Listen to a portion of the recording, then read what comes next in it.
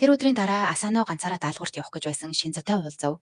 Асано аюултай даалгавар уу гэж асуухад үгүй. Энэ бол хөнгөн даалгавар.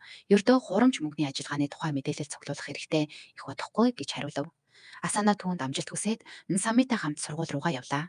Сургууль руугаа алхаж явхад маш хурдтай нисэж ирсэн бөмбөг Асаног бараг онож орхих шахав.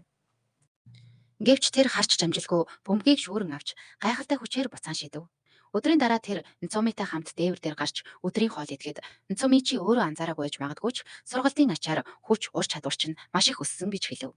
Тэр одоо тийм чимээгүй алхдаг болсон тул хүмүүс түүнийг нинжа гэж дууддаг болжээ. Дараа нь Нцуми хичээлийн дараа завтаа юу гэж асуув. Учир нь ажил дээрээ тусламж хэрэгтэй гин. Асано мэдээж зөвшөөрч хамт гэртээ очив. Тэнд Минцумын ширээн дээрээ сууж асар их бичиг цаасан дээр тамга тарж эхлэв.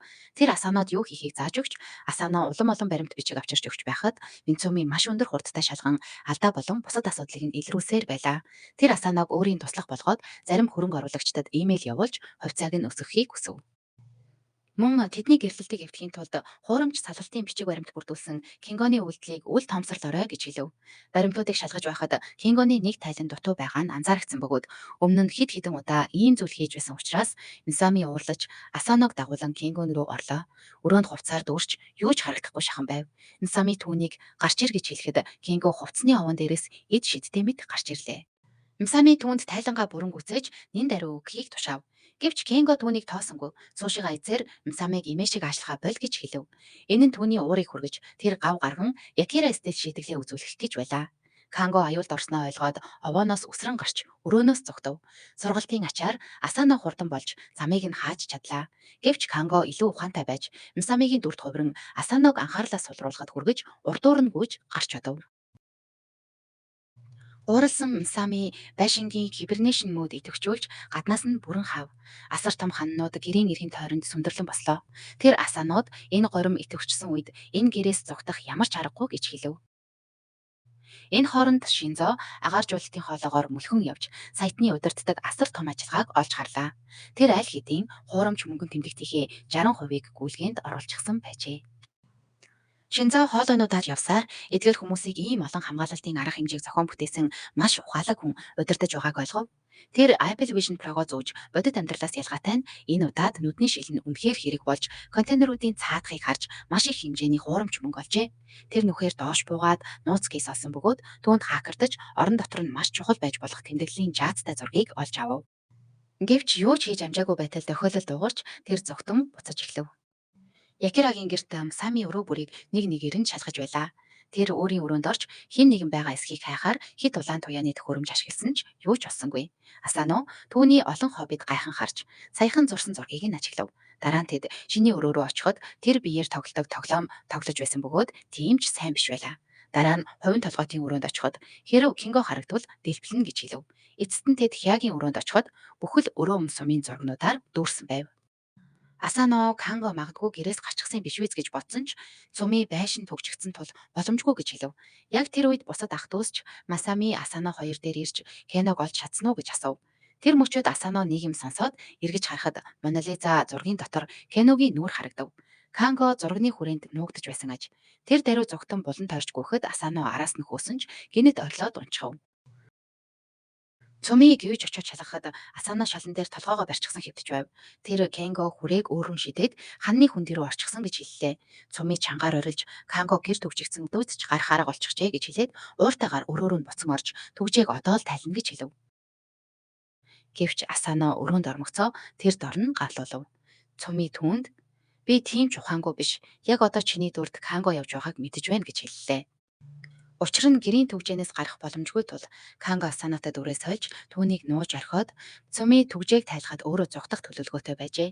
Канго ялагдлаа хүлээн зөвшөөрч багийг тайлаад тэд бүгд хамт Мсамигийн хэрэгтэй бичиг баримтыг хайж эхлэв. Тэр өдрийн орой Асано Мсамигийн хийсэн кари гидээд маш амттай байгааг нь магтлаа. Тэгээд нууц орцыг нь асуухад Мсами цаанд ингэж хариулв. Асано тэр дороо дотор нь мухаарад утас авах шалтак хилэн холдов. Тэр утсаа автал нөгөө зүрээс Шинзо ийм гэж орлон тусламж хүсч байв. Тэд видео дуудлага хийж Шинзо буудалцаанд орчихсон ийм олон хүн байна гэж төсөөлөөгүй бүх сум нь дууссан. Одоо ямар ч зэвсэггүй болсон гэж уйлав. Цөмийн Асаанууд Шинзо бол маш сайн тагнуул. Гэхдээ зөвхөн зэвсэг дээрээ л найддаг. Зэвсэггүй бол асар том аймхай болчихдог гэж тайлбарлав. Тэр Асаанаагоос Шинзод зэвсгүүдийг нь хүргэж өгч чадах уу гэж асуухад тэр шууд зөвшөөрөв. Асаанаа хувцас олж жижигхэн цүнх үрээд хамгаалалт өндөртэй барилга руу орж хонгилуудаар алхаж эхэллээ. Харамсалтай нь тэр хангалттай хурдан байж чадсангүй харуулд баригдаж харуул бууга түүний толгойд тулгав. Тэр сургалтаа санаад бууг түлхэн зайлуулж гараас нь түгжин нүүр рүү нь тохоогоороо зохиж эхлэв.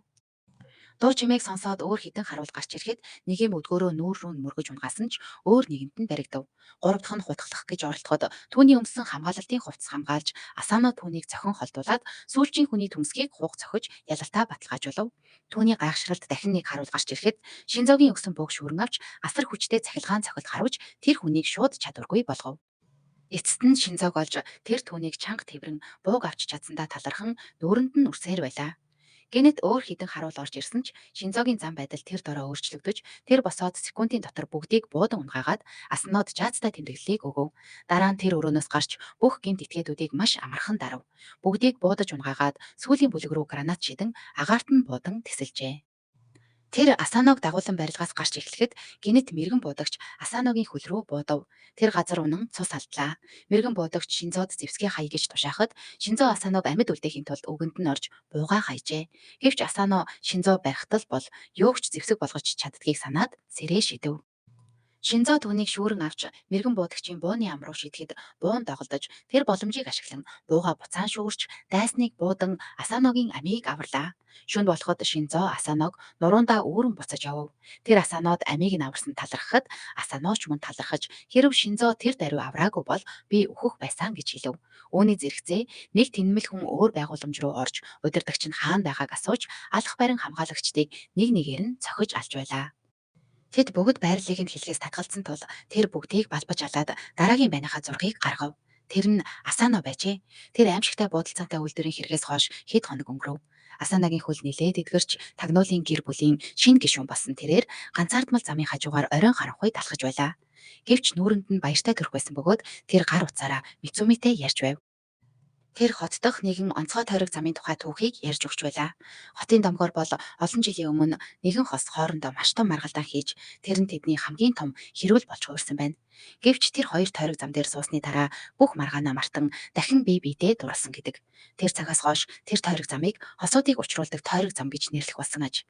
Асаано энэ түүхийг сонсоод жаахан инээмсэглэв. Харин Мицуми дараа нь дараагийн амралтын өдрөөрөө түүнтэй хамт тэнд очиж хамт тойрог зам дээр суухыг хүсэж байгаагаа хэллээ.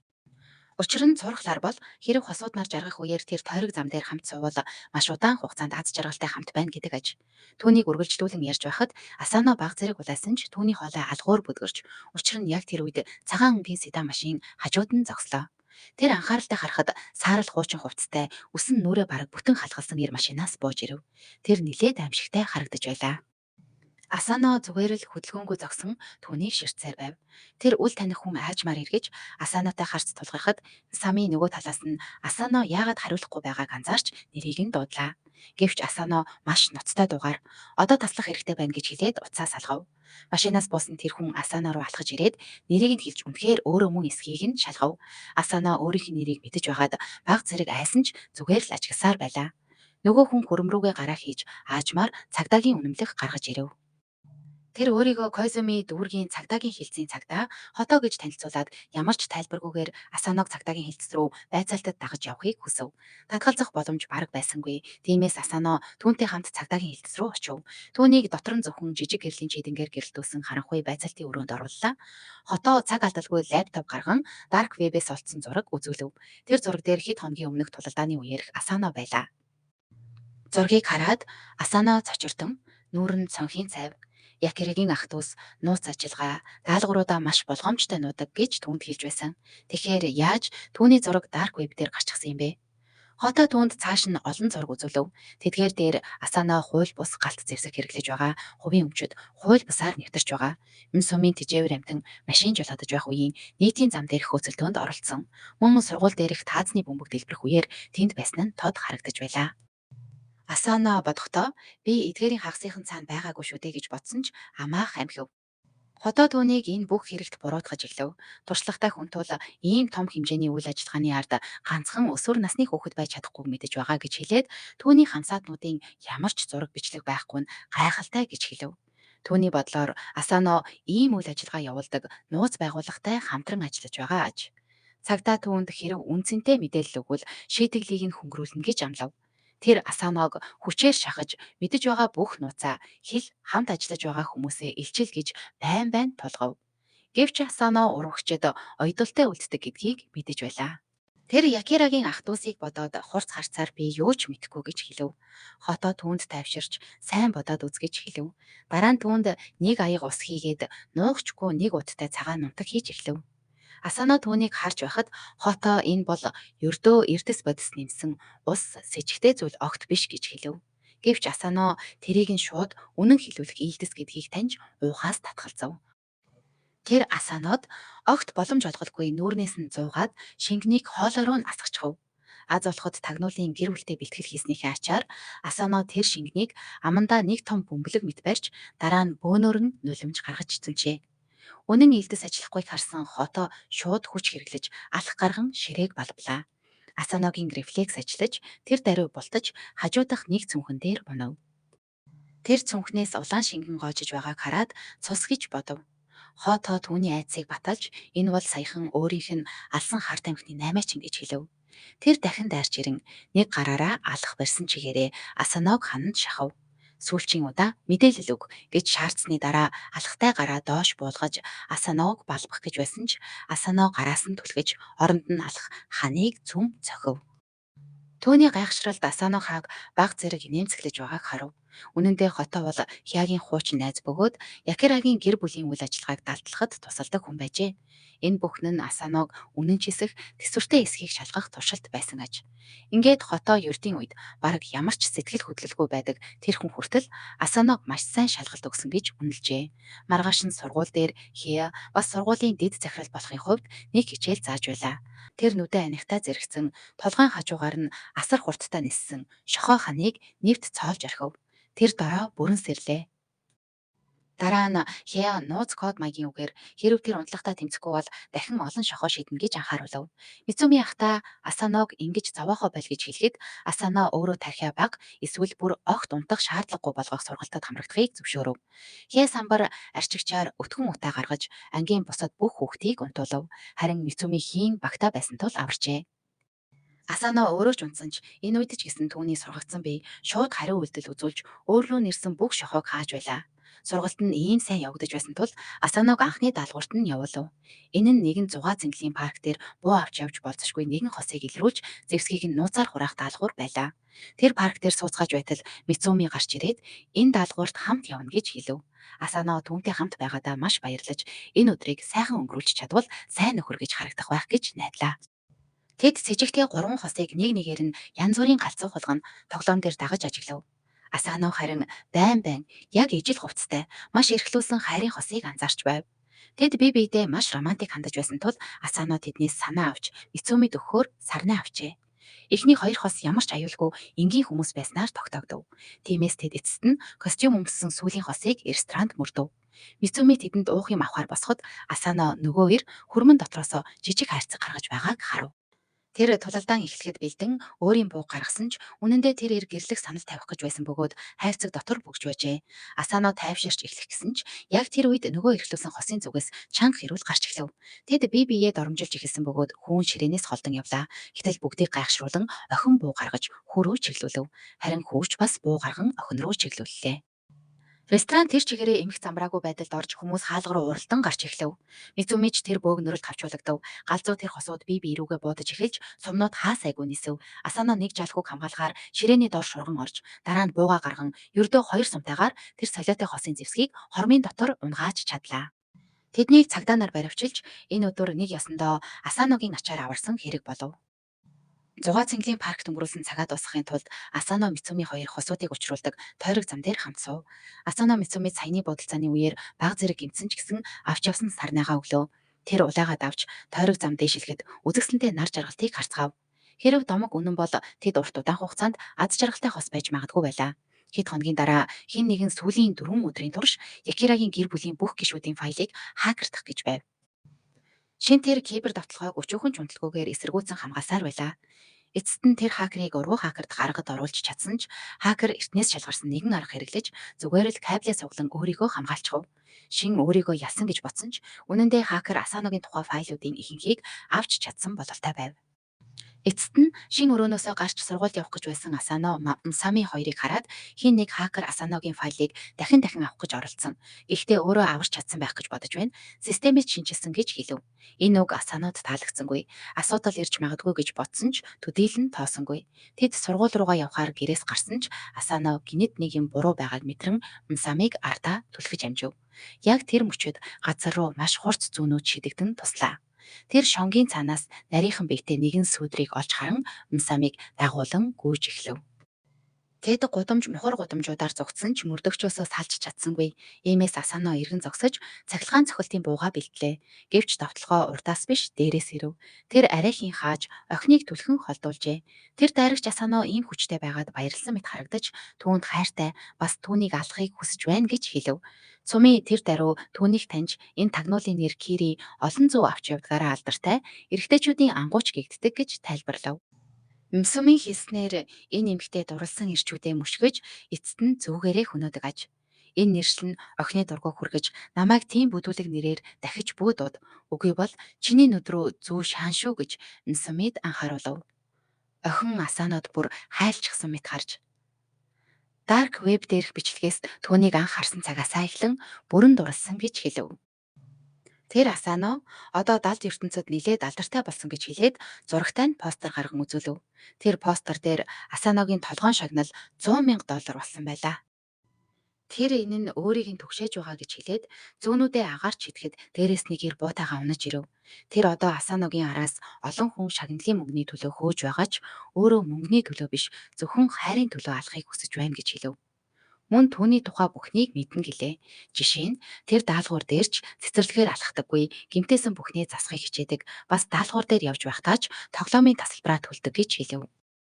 Мсами хүртэл энэ бол үнэхээр гайхалтай чанар гэж зөвшөөрөв. Кири Асанод надтай өөрт хамт амьдар гэж хэлэхэд Асано тайвнаар ухарч би тэгж чадахгүй. Би Мсамитай гэрсэн. Түүний хажуугаас хизээч явахгүй гэж хэлв.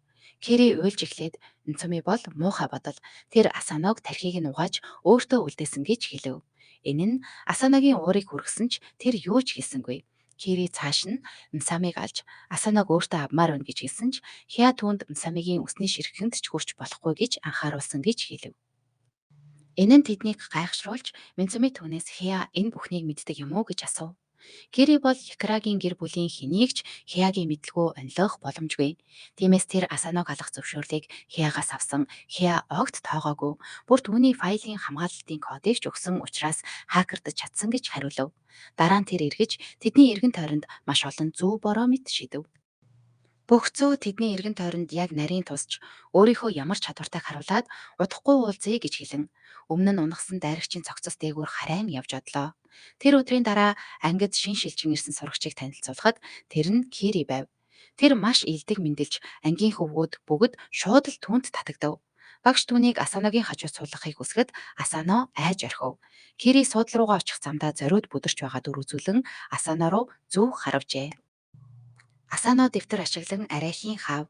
Тэр үеэс эхлэн түүний өдөр бүрийн амьдрал зүү болтож амьд үлдэх тоглоом болж хуурсан. Кири түүний суудал даяар хортой зүү тарааж бүр харандаандааж зүү нусан байлаа. Энэ бүхэн Асанод бараг зуршил болж өдрийн хоолны үеэр Минсамитай хамт сууж байхдаа ч тэр эргэж харалгүй бүхнийг бултаж чаддаг болов. Гэвч энэ эцэс төгсгөлгүй муур хулганы тоглоом хоёрт нь хоёуланд нь хүн дээр тусав. Тэд ядарч эхэлжээ. Кири ширээн дээрээ уйлж байхад Асано дахиад нэг довтлохоог нь хаав.